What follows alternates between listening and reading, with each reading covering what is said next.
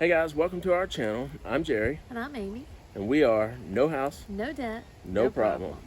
Today we're going to continue our discussion just about RV living and some things that are a little bit different than maybe a traditional house or apartment. Today we're going to be talking about maintenance issues as well as small space issues, things that we've learned as we've been dealing with living in a little bit tighter quarters, and things that need to be done to preserve the integrity of the unit and make it functional at the same time. Thanks for joining us. I hope you enjoyed the video.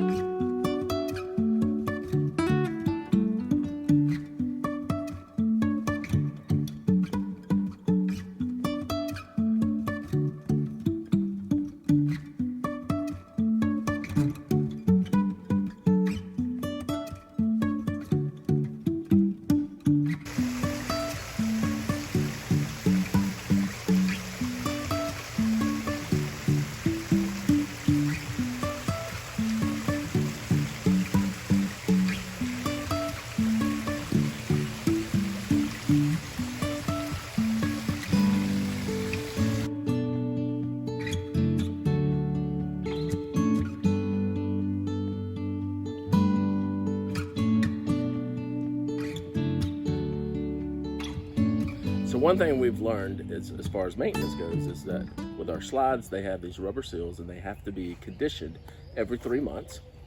And I've actually put a reminder in my phone so that during that month, I'll just keep reminding him. I'll keep nagging him until he gets it done. Now, really, it's a process that all three of us are actually involved in. It's not hard, but it just takes a little time. Yeah, it involves ladder work, and really the products just almost, it's not WD-40, but it's products sort of like that. You clean the seals, and we'll show video here of me doing it, but you clean the seals and then you just spray this sealant on and then wipe it down, and that's it. But because it involves ladders, and we prefer, of the three of us, we prefer Micah get up on top of the rig, so he gets up and does the actual top seal. So that takes a little bit of time, but it's not bad. I'd say we can do all 5 slides in an hour. Yeah, so I just continually give him clean rags and hand him the product, and Micah does the top and he does the side, so it's not too bad. No, it's not bad at all. But we have watched other videos of other RVers, and one particular couple said they did not do it, and the seals got brittle and cracked and they became non-functional, so they had to replace them all. So that is the why we do it. So another thing that's different for us coming out of a traditional house is dealing with propane. So we have several items in our rig that use propane. The oven, the stove, and we have a little outside grill that uses it, the furnace, and our hot water heater is electric and propane.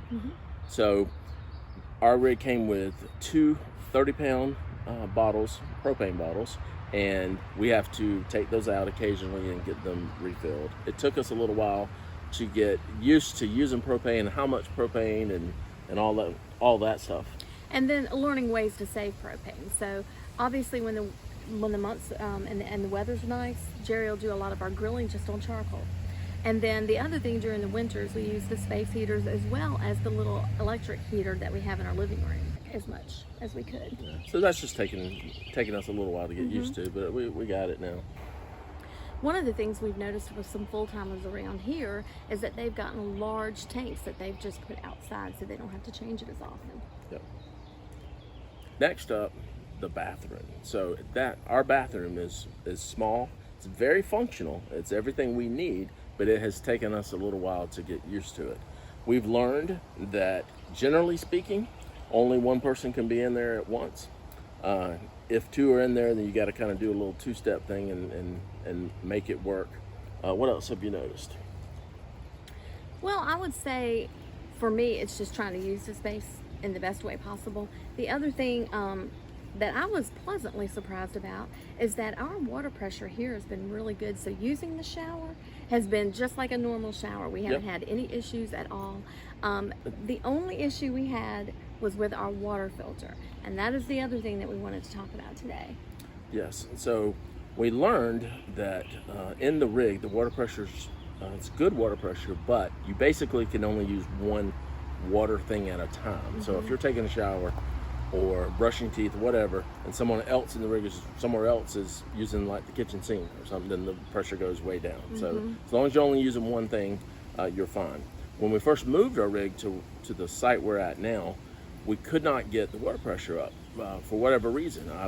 I called them and had them checked, and they said, no, the pressure's fine, check your water filter. And so we were so new to it, we didn't even think about it. Now, you're supposed to change them every 6 months. Yeah. But what had happened was the site that we had previously been staying at was on a new well. And so it had really clogged the water filter a lot quicker. I think it was 3 months. And then once we changed that. Yeah, so we have a whole unit filter. It's not a line filter that goes on the water hose, but it goes for the whole unit. And once I went and looked at the water filter, I realized it was filthy, and we put a new one in, and the pressure is fine now. Going back to our shower for a minute, it is a very comfortable shower. The first little camper we had, I could stand sideways in the shower, and like this, and my elbows would touch both ends. And so this is this not feels like that at all. full-size residential shower. Other than just the other space being really small, you know, we came from a traditional home where we had the tub and the separate shower and the separate bath, you know, commode and double sink. So it was a lot of space in there. So we've had to learn to accommodate and, you know, make accommodations for each other. A funny thing that we noticed the first month or two in our RV, in the bathroom, we kept knocking stuff off the counter. We have a very small counter, and so you got like deodorant and cologne or perfume or hairbrush, whatever. We kept just bump. But now we about got it figured out now, so we don't knock stuff down as much. Anyway, that's just a little more of a glimpse into our RV living and how life has changed a little bit for the better. More pros than cons, for sure. If you like this kind of content, please consider subscribing to our channel, hitting the like button, as well as the notification bell so that you can be aware of any new videos that we put out. Well, until next time, take care, be safe, and we'll see you soon. Thanks.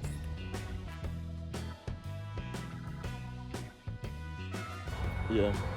Today we're going to be talking about exterior maintenance issues, small split plate. Ready? That's easy for her to say. Condition. Okay, all right. Okay. And it begins. You can start again? Yeah. So one thing we've learned is it does take a little bit of time because you have to use a ladder and get up on... So I put a reminder in our phone. I wish I wouldn't say our phone. I don't put it in your phone. Start over. Okay, go ahead. I said it 3 times. How many times have we done this and I've said it wrong all 3 times? Oh, stop making me laugh. All right. Ready? Then we start completely over. You? Yeah, or me? we're back. And when the weather is nice, Jerry does a lot of grilling on our grill.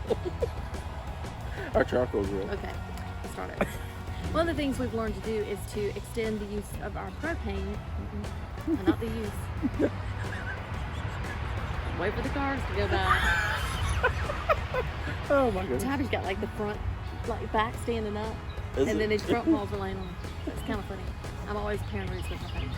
Okay, ready? It's a skillet. But in the wintertime, we use space heaters as well as the electric heater. That's so annoying. I was doing really good on that one. You don't need to add your 2 cents there, my fella.